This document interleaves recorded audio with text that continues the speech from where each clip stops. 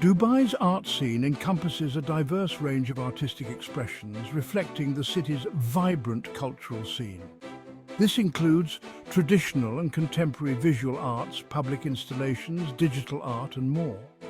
Here's an overview of the types of artwork commonly found in Dubai. Types of artwork in Dubai. Traditional art, Arabic calligraphy. A prominent form of art in Dubai, often seen in galleries, public spaces and private collections.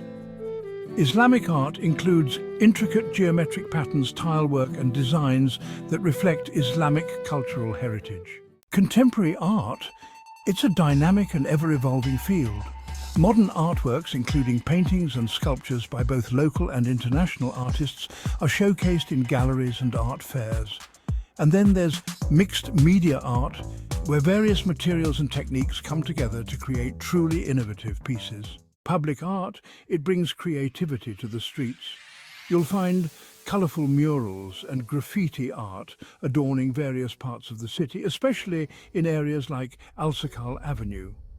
These vibrant expressions of art transform public spaces into open-air galleries.